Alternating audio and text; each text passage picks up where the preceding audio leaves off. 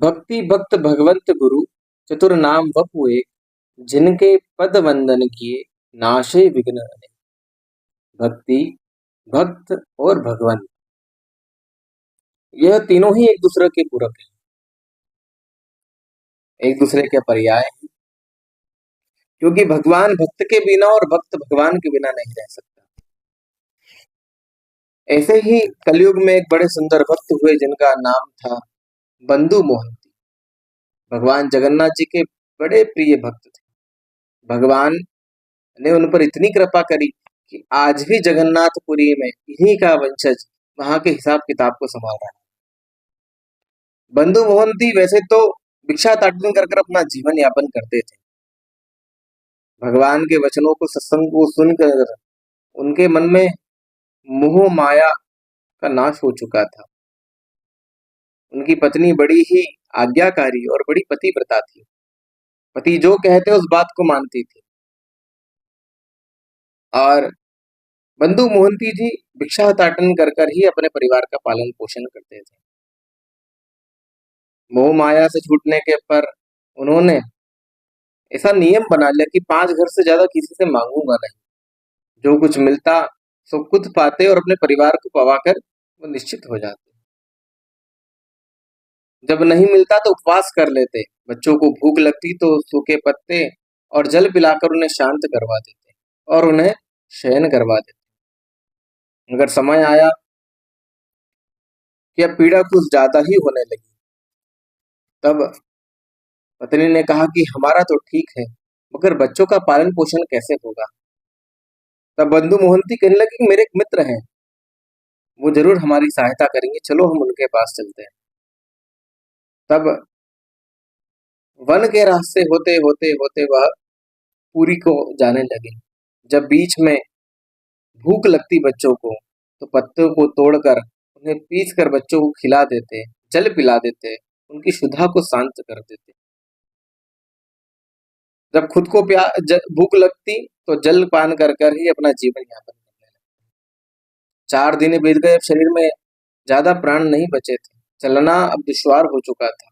फिर भी जैसे तैसे प्रभु को याद करते करते जब वह पहुंचे तो जगन्नाथपुरी जैसे ही कदम रखा, जब सीमा पर पहुंचे तो भगवान का धन्यवाद करते हुए बंधु महंती कहने लगे कि अब चाहे यहाँ प्राण भी निकल जाए, अब चिंता नहीं प्रभु, मैं आपके धाम को आ गया। अब यहाँ मेरे प्राण चले जाए, मुझे चिंता नहीं।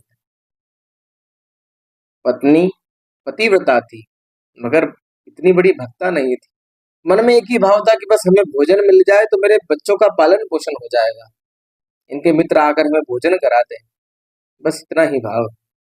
तब बंधु मोहंती अपने परिवार को लेकर भगवान के धाम को अंदर की ओर प्रवेश करते हुए भगवान के उस सुंदर मंदिर के सामने जाकर जब खड़े हुए तो देखा यहाँ कोई भी हमारा ध्यान नहीं दे रहा है।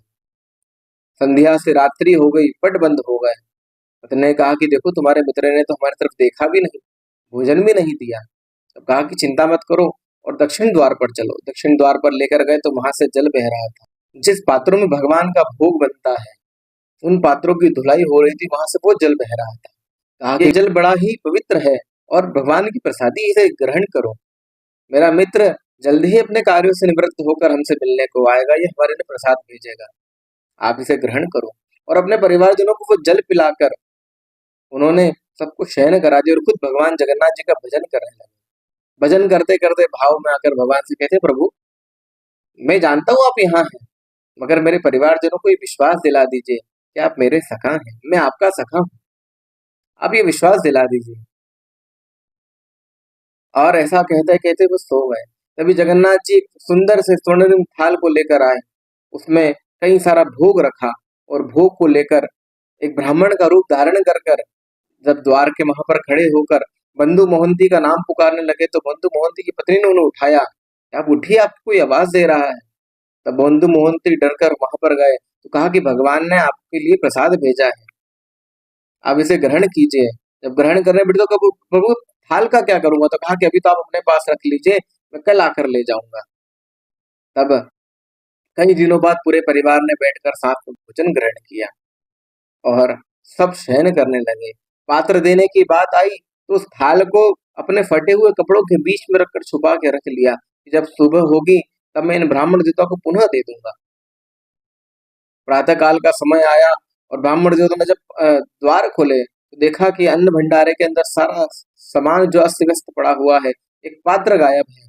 तब चोर की आवाज होने लगी, सब चोर चोर पुकारने लगे, किसी ने चोरी कर ली।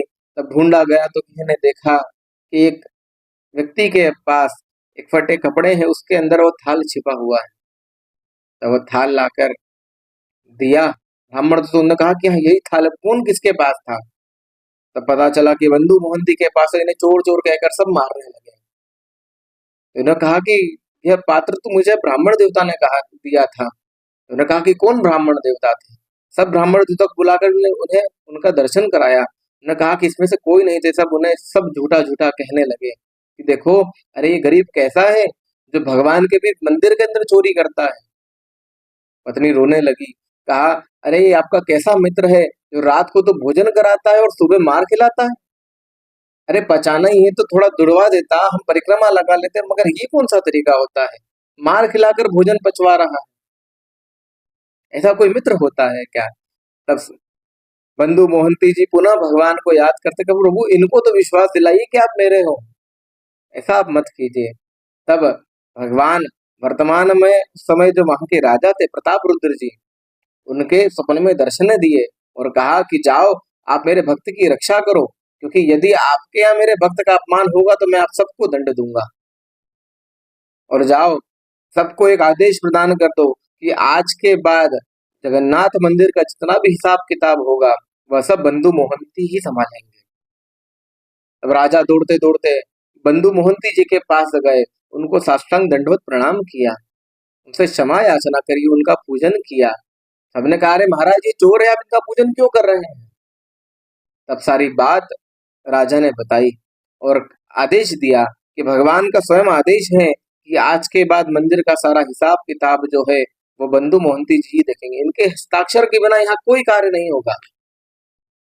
बंधु मोहंती जी ने कहा प्रभु मैं ये काम नहीं कर सकता, मुझ में इसका कोई ज्ञान नहीं है। तब राजा कहने लगे कि मेरा नहीं, अभी तो स्वयं जगन्नाथ जी का आदेश है, आप यहीं रहकर भगवान की सेवा कीजिए और भगवान के कार्य कीजिए। तब बंधु मोहंती जी ने भगवान के उस कार्य को स्वीकार किया और अंत में भगवान के धाम को प्राप्त हुए और उन्हीं के वंशज आज तक भी जगन्नाथ मंदिर में हिसाब किताब कार्य को संभाल रहे हैं। भगवान यदि आपको कहीं डांट दिलवा रहा है, आपका अपमान करा रहा है, तो उसे प्रेम से स्वीकार कीजिए, क्योंकि वही भगवान की प्रसन्नता के लिए है। जीवन में सुख सिर्फ उसी को आता है जो भगवान से दूर है, जो भगवान के पास है उसे जो दुख आता है वो भी सुख की अनुभूति कराता है, प्रेम की अनुभूति कराता है। वो विरह भगवान को के प्रेम को प्रदान करता है। तो सदैव भगवान का स्मरण करते रहिए और एक ही बात कहिए, हे नाथ को तुम्हें भूलू नहीं। इस बात को सदैव याद रखते हुए भगवान का स्मरण करते रहें। जय जय श्री राधे, जय जय श्यामा कुंज बिहारी, श्री हरदास।